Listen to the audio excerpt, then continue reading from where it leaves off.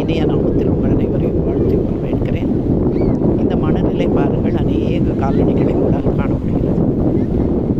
நாமும் அதில் நடந்து சென்று 5 நிமிடம் கழித்து நடந்து வந்தோமானால், கடந்து வந்தோமானால், நம்முடைய பாதைகளை, நம்முடைய காலடிகளை நம்மால் அடையாளம் கண்டு கொள்ள முடியாது. ஆனால் நம்முடைய பாதைகளை அறிந்திருக்கிற தேவன், நம்முடைய கால்களுக்கு தீபம், பாதைக்கு வெளிச்சமாக இருக்கிற அந்த தேவன் நிச்சயமாய் உங்களுடைய கடந்து வந்த பாதைகளையும் அவர் அறிந்திருக்கிறார். இப்பொழுது நீங்கள் நடந்து கொண்டிருக்கிற காரியங்களையும் அவர் அறிந்திருக்கிறார். நீங்கள் போய் சேர வேண்டிய பாதை என்ன என்பதையும் அவர் கணக்கிட்டு இருக்கிறார்.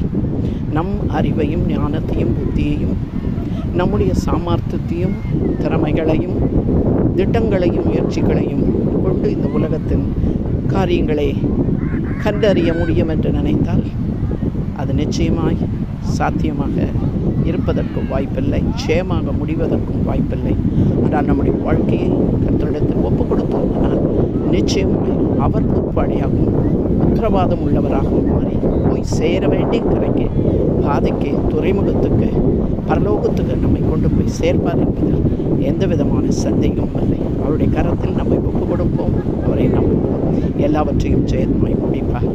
அன்பும் இறக்கம் உள்ள எங்கள் நல்ல தகப்பனே, அருமையான வேளையில் கூட எங்களுடைய உற்றார் உறவினர்கள், நண்பர்கள், பெற்றோர்கள் யாராக இருந்தாலும் கூட எங்களை கடைசி வரையில் கொண்டு போய் சேர்க்க முடியாத ஐயா, சியோனிலே எங்களை சேர்க்கும் வரை எங்களுக்கு பொறுப்பாளியாக இருக்கிற தெய்வன், தாயின் கருவிலிருந்து தெரிந்தெடுத்து எங்களை வழிநடத்தி கரம் பிடித்து கடைசியில் கர்த்த உம்மோடு கூட நாங்கள் மறுபடியும் வந்து சேரும்படியாக எல்லாவற்றையும் வாய்க்க செய்கிற தேவன் இன்றும் எங்களோடு கூட இருந்து எங்களை வழிநடத்த முடிய திருக்கரங்களை எங்களை ஆவி ஆத்மா சரீரம் முழுவதையும் ஒப்புக் கொடுக்கிறோம்.